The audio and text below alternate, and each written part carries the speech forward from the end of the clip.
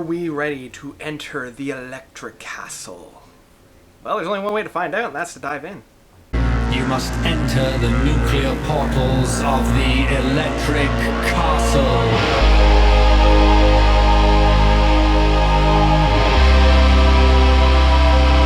Into the Electric Castle by Ayreon. So, this is the third part of my series of looking back at all of Ayreon's past albums. Ayreon is a conglomeration of different artists that is being helmed by Arjun Anthony Lucassen.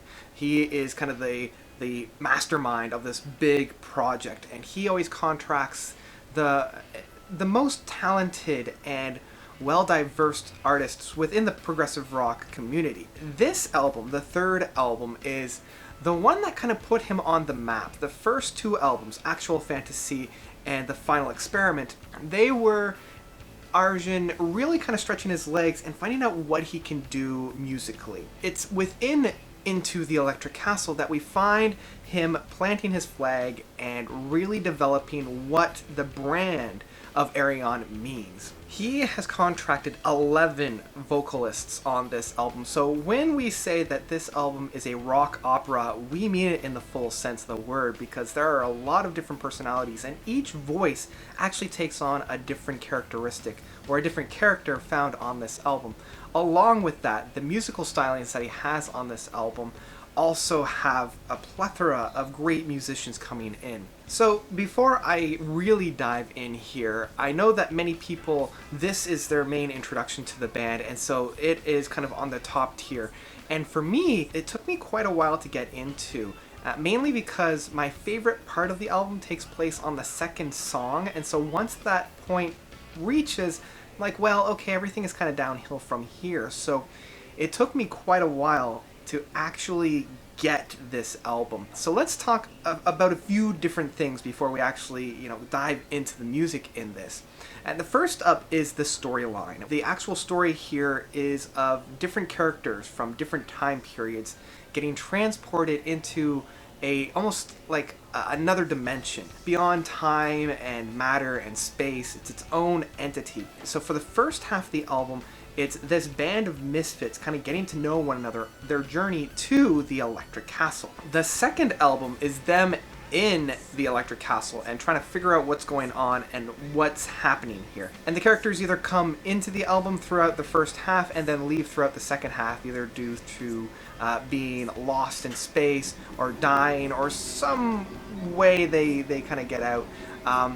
And the ending, I'm not going to spoil because that's half the fun, is really digesting and really kind of getting into what the ending of this album really means. So I'm going to leave that up to your own interpretation, because that was half the fun for me, was trying to figure out, okay, how is this going to end? Now, on top of that, we have the characters, and we have a Roman, an Indian, a barbarian, a Highlander, Egyptian, a hippie, a future man, and a knight. And these are the core of the band of misfits that we have here. And I do want to bring attention to just a few, because going through and kind of commenting on each one would make this review crazy long.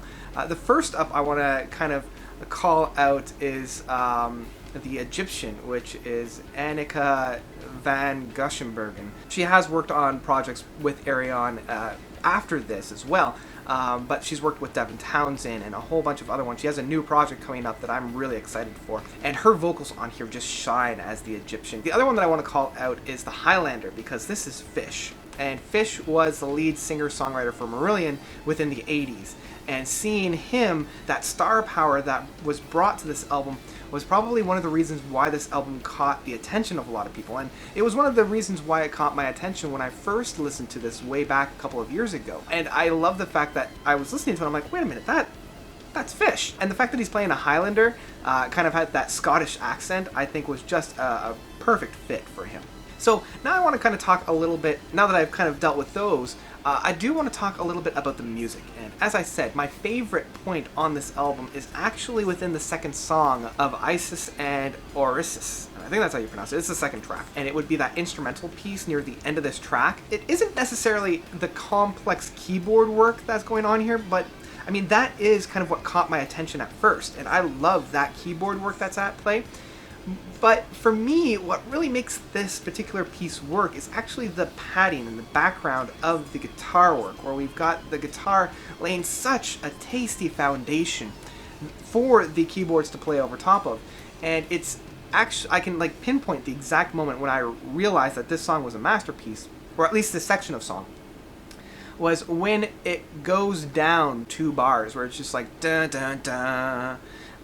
It almost reminds me of Rite of Spring, from the ballet, just that dun dun dun. But here it's a little bit slowed down, and it adds just that, I don't know, there's like a guttural, I don't want to say tribal, like, feeling about it, but there's just such a great meshing between this and the overlay of the keyboards.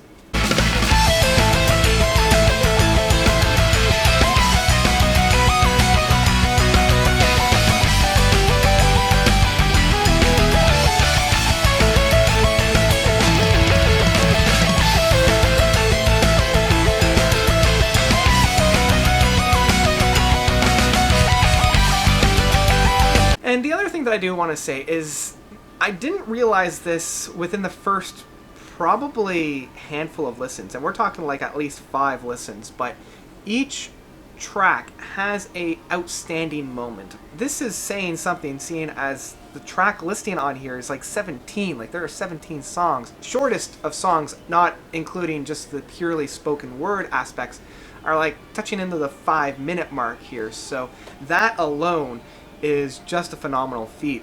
You just have to stop and be like, yeah, that is incredible music that's being played. And unfortunately, it's usually the parts where there's no vocals going on, which I find is a little bit ironic, finding that there are 11 vocalists on here, that some of the best parts don't include any of them. When you're dealing with an album that has such a long track length, you are going to run into some filler, and I think that was one of the biggest hurdles I had to overcome, because there were so much music going on, and so it took me a little bit longer to get into. I have definitely grown to love this album. When I first started to listen to this, I figured, okay, it's a good project, it's got some nice points on the album, but it's something that I will eventually leave. It has really grown on me, and it is one that I've come to really appreciate, just with each song having that standout moment, as I said before. Also, each song bringing something new to it, and this is something that I haven't really had time to talk about, but I do like how each song has its own characteristic as well, and that is something when I had mentioned there are 17 tracks, so each song having its own kind of identity, and it's almost a blending of the characters that are found within that song. But my overall feeling of this album, even though it has grown on me so well, is that it is still quite a mouthful to kind of digest and swallow. This is one that will take some time for anybody that's not used to this. And it is a really good kind of starting point as well, because I think here is really where he lays the foundation of what works, and he uses this formula within most of the albums that we see after this album. So even though when I started listening to this album, I was going to give it probably just a download, I've actually grown to love this album, and I feel the more I listen to it, the more I'm going to appreciate this. So I'm going to boost up this rating, and I am going to say that I do love this album with my whole heart, and I have a feeling I'm going to grow to love this album even more. So that's all I've got for Into the Electric Castle by Ayreon. What did you guys think about this? I know a lot more people love this album more than I do, so let me know of your own thoughts about this album down below. Let me know what worked for you about this album, and if you do have any qualms with it, please let me know, because there are some pieces on this album that don't quite jive as well, so I'd like to know what your guys' thoughts are about this album by commenting down below. And thank you guys so much for watching. The next album that I'm going to be reviewing will be in February, and that is the Universal Migrator. And actually, because there are parts 1 and 2, you guys are going to get 2 album reviews of that. So you're going to get the first part of the Dream Sequencer, kind of in the early parts of February, and then you're going to get the Flight of the Migrator Part 2 in the later days of February. So keep your eyes open for those 2. I can't wait to talk about them. So thank you guys so much for watching. You guys are definitely the best. And until next time, note 10.